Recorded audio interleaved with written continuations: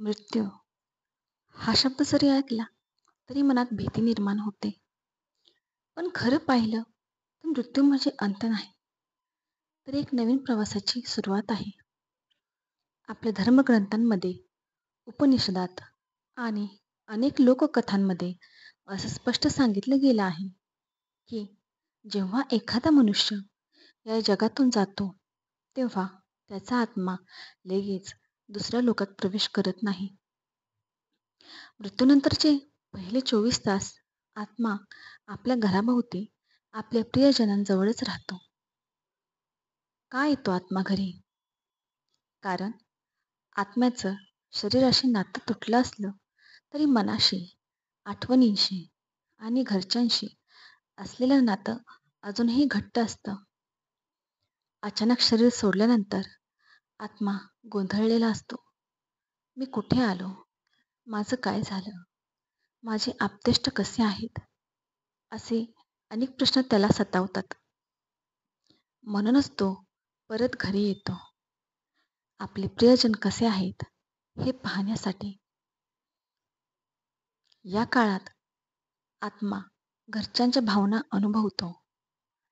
जर घरच्यांनी रडारड, हंबरडा केला तर आत्मा अस्वस्थ होतो. पण जर त्यांनी शांतपणे दिवा लावला, धूप केला आणि देवाचं नामस्मरण केलं तर आत्म्याला शांतीचा अनुभव मिळतो. म्हणूनच आपल्या संस्कृतीत मृत्यूनंतर घरी रामनाम, विष्णू सहस्त्रनाम अथवा स्वामी समर्थांची आरती करण्याची प्रथा आहे. कारण या मंत्रांच्या कंपनांमुळे आत्म्याला पुढच्या प्रवासासाठी शक्ती मिळते. गरुड पुराण, स्कंद पुराण यांसारख्या ग्रंथात सांगितलं आहे की मृत्यूनंतर आत्मा 13 दिवस पृथ्वीवर फिरत राहतो. त्यातील पहिले 24 तास तो आपल्या घरात, आपल्या प्रियजनांच्या जवळ राहतो. म्हणून पहिल्या दिवशी घरात विशेष शांतता, श्रद्धा आणि प्रार्थना असावी, असं शास्त्र सांगतं. आपल्या पूर्वजांनी या कारणांमुळेच अंत्यसंस्कार, पिंडदान आणि तर्पण यांची परंपरा ठेवली आहे. कारण या विधींमुळे आत्म्याला समाधान मिळतं. मित्रांनो, विचार करा. एक आई किंवा वडील जग सोडून जातात, पण त्यांचा आत्मा अजूनही 24 तास आपल्या जवळ असतो.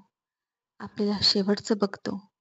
आपल्यावर प्रेम करताच जातो. म्हणून त्या दिवशी आपण रडण्याऐवजी प्रार्थना करावी, नामस्मरण करावं. कारण आपल्या या श्रद्धेमुळे, आपल्या प्रेमामुळे त्यांचा आत्मा शांतीच्या मार्गावर सहजपणे जाऊ शकतो. म्हणूनच म्हणतात, मृत्यूनंतर आत्मा 24 तास घरी येतो, आपल्या प्रियजनांना शेवटचं पाहण्यासाठी, त्यांच्या आठवणींमध्ये स्वतःला ओतण्यासाठी आणि मगच आपला पुढचा प्रवास सुरू करण्यासाठी. मृत्यू हा शेवट नाही, तर आत्म्याच्या अनंत प्रवासातील एक छोटं पाऊल आहे आणि या पावलाला शांती द्यायची जबाबदारी आपली आहे. श्रद्धा, प्रार्थना आणि नामस्मरण यांच्याद्वारे. श्री स्वामी समर्थ.